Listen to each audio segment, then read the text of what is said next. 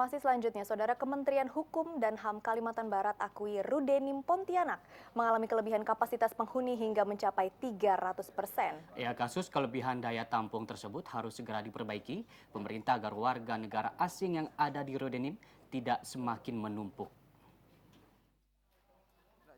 Rumah detensi imigrasi Pontianak sebagai tempat penampungan warga negara asing bermasalah juga menghadapi permasalahan.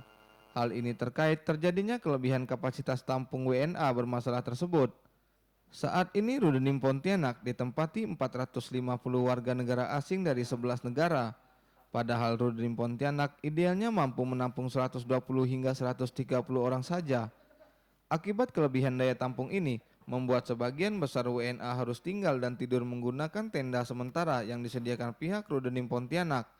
Kepala Kantor Wilayah Kemenkumham Kalbar, MJ Baringbing mengakui, jika kelebihan daya tampung WNA bermasalah ini cukup memprihatinkan. Sayangnya pengajuan proposal terkait penanganan kelebihan daya tampung ini belum mendapat tanggapan dari pemerintah pusat. Kami sendiri sudah mengusulkan untuk pembangunan rumah detensi imigrasi di tanah Kementerian Hukum dan HAM yang ada di Air Hitam. Proposalnya saya sudah sampaikan kepada Pak Menteri, tetapi biayanya pemerintah belum bisa menyediakan, sehingga kami juga sudah melakukan koordinasi dengan pihak IOM sekiranya berkenan untuk membantu melakukan pembangunan gedung Rudenim. Tapi sampai sekarang pihak IOM juga belum dapat menyediakan anggaran untuk pembangunan detensi tersebut. MJ Barimbing berharap adanya pembangunan di rumah detensi imigrasi Pontianak terutama penambahan ruang atau lokal. Hal ini sebagai upaya warga negara asing yang ditahan di Rudenim Pontianak tidak berdesakan. Widi Aryadi, kontributor TVRI Kalbar melaporkan. Ya, Saudara, rumah detensi imigrasi atau Rudenim Pontianak dipastikan kelebihan daya tampung terhadap warga negara asing yang bermasalah. Akibatnya para penghuni Rudenim Pontianak melakukan aksi protes terhadap kondisi tersebut. Ya, saat ini tercatat lebih dari 450 orang warga negara asing dari 11 negara berada di rumah detensi imigrasi tersebut. Ya, padahal Rudensi yang berada di bawah Kementerian Hukum dan HAM tersebut idealnya hanya menampung 120 orang saja. Dan guna mengetahui sejauh mana terjadinya kelebihan daya tampung warga negara asing di Rudenim Pontianak, serta apa saja sikap yang akan dilakukan pihak Kemenkumham terkait persoalan ini akan kita bahas bersama Kepala Kanwil Kemenkumham dan dengan Bapak MJ Barimbing dalam segmen Aktualita.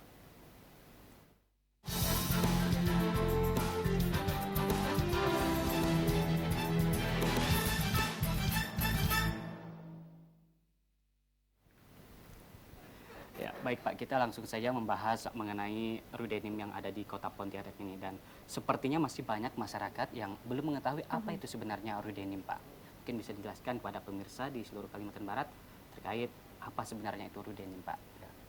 Rudenim itu adalah singkatan dari rumah detensi imigrasi, yaitu tempat penampungan orang-orang asing yang sedang bermasalah di Indonesia, bermasalah dengan hukum, bermasalah dengan peraturan-peraturan yang berlaku di Indonesia, dan itu sifatnya adalah penampungan sementara menunggu mereka keluar dari Indonesia, baik kembali ke negaranya atau menuju kepada negara ketiga.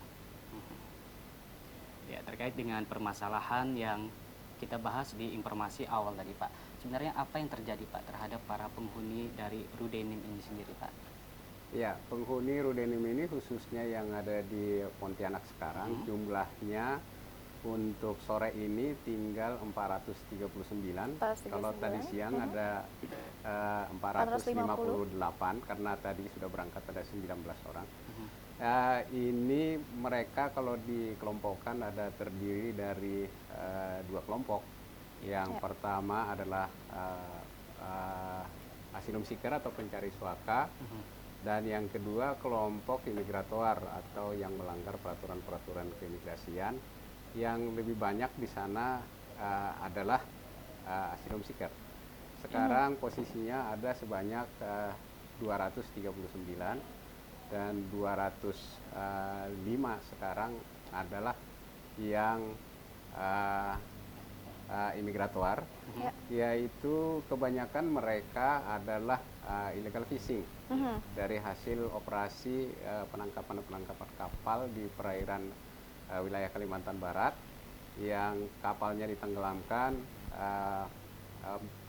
kaptennya atau nakodanya diajukan ke pengadilan, sementara krunya itu mau dikembalikan ke negara yang bersangkutan. Tetapi sementara menunggu proses pengembalian ke negara yang bersangkutan, ditampung dulu di rumah detensi imigrasi.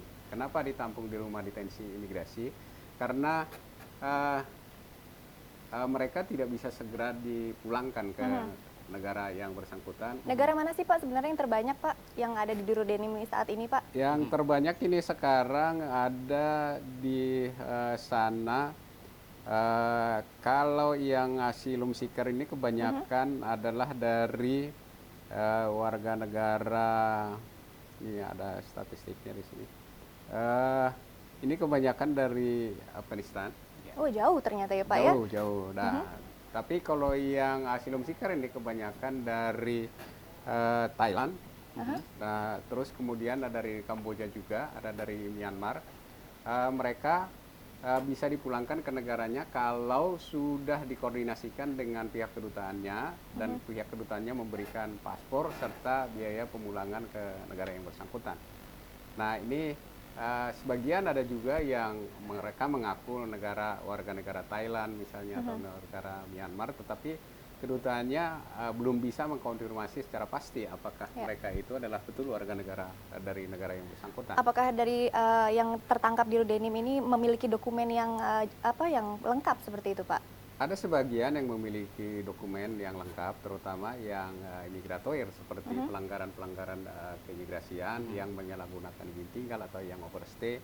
Tetapi ada juga yang banyakan yang tidak memiliki dokumen, seperti misalnya yang pencari suaka, hampir semuanya dan itu boleh dibilang 99% tidak punya dokumen. Tidak punya paspor mereka. Jadi yang illegal fishing pun demikian, kebanyakan mereka tidak punya paspor. Tetapi kalau yang illegal fishing ini negaranya masih lebih respect ya. Jadi artinya kalau kita hubungi perwakilan negara yang bersangkutan di Indonesia, mereka cepat tanggap kalau yang illegal fishing. Kecuali kalau negara-negara tertentu yang kebanyakan mereka tidak tanggap karena mereka meragukan kalau itu warga negara dia apa belum gitu, apa bukan gitu ya. Untuk yang kasus illegal fishing sendiri yang tertangkap tadi ini Pak, di lokasi mana itu Pak? Wilayah perairan khusus Kalimantan Barat kah atau di perbatasan seperti apa Pak? Di wilayah perairan Kalimantan Barat. Tetapi ada juga yang di luar wilayah perairan Kalimantan Barat, tetapi karena ini termasuk dalam lingkup pengawasan Angkatan Laut, armada Panglima Armada Wilayah Barat, kalau nggak salah, pangkalannya di Tanjung Pinang. Kalau ditangkap di sana, ada sebagian juga yang dikirim ke sini, walaupun nakodanya diadili di Kalimantan, di Riau gitu, seperti itu. Jadi ini juga rumah detensi imigrasi ini pengendaliannya secara terpusat dari Direktorat Jenderal Imigrasi. Dan mereka-mereka yang penghuni Rudenim ini bisa juga dialih-alihkan, dipindahkan dari satu Rudenim ke beberapa Rudenim yang ada di Indonesia. Ada sekarang ini, ada Rudenimnya ada 15. Ada paling besar itu adalah di Tanjung Pinang. Berarti tidak semua provinsi memiliki Rudenim seperti itu ya Pak? Tidak semua provinsi memiliki. Untuk kasus-kasus yang terjadi saat ini, apakah ada batas waktu yang berada di Rudenim ini, misalnya selama berapa saat, seperti nanti kalau misalnya memang sudah selesai akan dikembalikan lagi dideportasi atau seperti apa prosesnya itu Pak? Ya, seperti yang saya katakan tadi, mereka yang ada di Rudenim ini semuanya tidak akan diberikan izin untuk tinggal di Indonesia, mereka harus keluar dari Indonesia. Secepatnya lebih bagus, hanya saja cepat atau lambatnya itu tergantung dari proses. Kalau seperti misalnya asylum seeker atau pencari suaka, itu karena mereka harus dikeluarkan ke negara ketiga melalui proses UNHCR sebagai lembaga di bawah PBB khusus penanganan pencari suaka dan pengungsi. Nah, itu mereka harus ada pengajuan permohonan ke negara ketiga calon penerima mereka. Kalau disetujui, nah itu segera akan dikeluarkan. Tetapi kalau tidak disetujui, karena ada juga beberapa yang ditolak, jadi tidak semua yang diajukan diterima oleh negara ketiga. Nah, ini yang menjadi repot, dan kemudian juga prosesnya Ada yang setahun, ada yang 2 tahun, tapi ada juga yang sama sekali tidak diterima. Ada juga yang pencari suaka atau pengungsi pun yang tidak diakui, dia mengaku misalnya warga negara Afghanistan atau warga negara satu negara tertentu. Yeah. Tetapi kedutaannya tidak mengakui bahwa ini bukan warga negara kami, karena dia untuk mencapai negara ketiga syaratnya tetap juga harus ada dokumen, harus ada paspor juga dari negara yang dia mengatakan bahwa dia warga negara tertentu. Iya Pak, Oke. terkait dengan adanya tidak ada pengakuan dari negara yang mengakui bahwa warga negara itu adalah dari negara asalnya, itu tindak lanjutnya seperti apa Pak? Itu kalau sampai mereka tidak jelas warga negara apa, walaupun dia mengaku warga negara tertentu, itu kita kategorikan sebagai stateless. Stateless itu berarti tidak punya kewarganegaraan dan itu tidak akan pernah juga kita berikan izin tinggal dan dia tidak akan juga bisa dikembalikan ke negara mana. Ya. Menurut pengalaman-pengalaman sebelumnya, ada yang sampai meninggal juga ya statusnya tetap seperti itu. Tetap di Rudenim seperti itu ya Pak ya? Tetap di Rudenim, dan kecuali kalau ada hal-hal tertentu yang menjadi pertimbangan kebijakan pimpinan. Oke. Ya, terkait dengan protes yang dilakukan oleh penghuni dari Rudenim ini sendiri Pak, sebenarnya apa yang diprotes oleh masyarakat penghuni dari Rudenim ini sendiri Pak? Ya, Kondisi di Pontianak ini, Rudenim seperti yang kita katakan tadi, kapasitasnya hanya 120 orang. Kemarin Kenyataannya? diisi dengan 458. Itu tidurnya gimana tuh Pak? Nah itu Kapasitas yang 120 tapi ternyata sudah overload sampai dengan 450. Gimana tuh Pak yang pengaturannya? 120 ini bisa ditampung di dalam gedung, bisa untuk tidur, bisa mereka untuk ya melakukan kegiatan, tetapi yang sisanya di luar gedung dengan menggunakan tenda atas bantuan dari berbagai institusi termasuk TNI Angkatan Laut dan berbagai pihak, termasuk Pemda dan IOM juga. Nah, persoalannya adalah bahwa fasilitas yang ada di Rudenim ini yang disediakan hanya untuk kapasitas 120, seperti misalnya jamban atau MCK. MCK ini ya Pak Nah, ya? ini MCK ini tambahan yang di luar ini belum bisa kita penuhi. Memang sekarang ada dari IOM penambahan untuk proses penambahan untuk MCK. Ya. Tetapi masih dalam proses pembuatan, belum selesai. Nah, kemarin saya hubungi kepada IOM agar segera mungkin diusahakan yang MCK yang mobile. Jadi misalnya ada WC, paling tidak mereka bisa buang hajat lah, air kecil atau buang air besar seperti itu supaya mereka tidak menjadi terganggu karena itu. Lalu kemudian juga ya kebutuhannya seperti air. Terus kemudian kalau mengenang suplai makanan memang disuplai oleh IOM, tapi kebutuhan-kebutuhan lainnya itu ya biar bagaimanapun karena sudah overkapasitas. Dan kemudian gedung ini pun dan tanah ini masih statusnya pinjaman dari pemerintah provinsi. Nah. Diperpanjang untuk 2 tahun sekali. Ya. Kami sudah mengajukan permohonan sebetulnya untuk dihibahkan, tetapi sampai sekarang proses itu belum bisa dicapai. Ya. Di samping itu juga kami mengantisipasi, mengusulkan ke kementerian, ada tanah Kanwil Hukum dan HAM di daerah arah ke Mempawah sana. Itu ada 27 hektar. Saya mengusulkan untuk dibangun di sana Rudenim, berikut dengan fasilitas lain seperti lapas narkotika dan pusat rehabilitasi untuk korban narkoba. Ya sudah sejauh mana ininya follow up-nya untuk pembangunan di Mempawah tadi Pak? Ya itu baru sekedar ide dan usul. Kemudian kemarin saya diminta untuk membuat RAB. Kami lagi sedang membuat RAB-nya, tetapi memang di kementerian juga mempertanyakan kira-kira dari mana biayanya ya. Ya mungkin biasanya ya kita mengharapkan juga kerjasama, mungkin juga dari pihak IOM, mungkin dari Pemda juga atau dari berbagai pihak, karena ini masalah ini sebetulnya masalah mungkin juga dari lembaga internasional yang terkait dengan pengungsi. Pengungsi ini sebetulnya masalah internasional. Negara Indonesia itu hanya transit. Negara asal mereka yang terjadi konflik dan berbagai hal yang membuat mereka tidak betah untuk tinggal di negaranya sendiri, ingin pindah ke negara ketiga. Sampai ada dari Negara Afghanistan ketiga. tadi ya Pak ya? Ya banyak. Kalau misalnya dilihat dari peta itu kan Afghanistan sangat jauh dari Indonesia seperti Ya, itu kan? di mana ada ketidakstabilan di bagian belahan dunia ini, seperti misalnya di Timur Tengah, ya mungkin sebentar lagi kita akan kebanjiran juga nih dari Timur Tengah. Jadi ketika ada konflik di belahan dunia ini, di negara manapun biasanya selalu ada kebiasaan negara yang menjadi sasaran empuk seperti itu ya Pak ya? yang menjadi pengungsi ini. Ya, Indonesia menjadi tempat transit karena mereka kebanyakan bertujuan ke Australia. Jadi ini dengan kebijakan Australia juga yang berusaha membendung dan termasuk mereka para pengungsi atau pencari suaka ini dialihkan ke PNG. Nah ini mereka juga mengalami kesulitan juga. Ya. Tetapi biar bagaimanapun Indonesia bukanlah negara penerima dan memang Indonesia bukan menjadi tujuan mereka. Tapi yang menjadi persoalan adalah apabila para pengungsi ini atau pencari suaka ini berlama-lama di Indonesia walaupun bukan negara tujuan, tetap juga menjadi ada masalah sosial tersendiri Betul. untuk negara ini. Ya. Jadi sebetulnya masalah bukan hanya masalah imigrasi, masalah nasional di Indonesia dan kemudian masalah internasional yang harus diselesaikan dengan Ya. baik. Bisa Bapak ceritakan nggak kondisi di dalam Rudenim yang ada di Adi Sucipto ya Pak ya? Adi Ya, Sucipto Jalan Adi nomor Sucipto. kilometer 15 seperti Kilometer Pak ya. 15, Itu ya. seperti apa sih Pak? Apakah sudah sangat crowded? Apakah ada yang sampai mungkin karena saking sempitnya, penuhnya gitu? Apakah ada yang berkelahi ataukah seperti apa gimana Pak? Jadi sebetulnya gedung ini tadinya adalah gedung penyampungan rumah jompo dulu ini sebetulnya, penampungan orang-orang tua yang lanjut usia.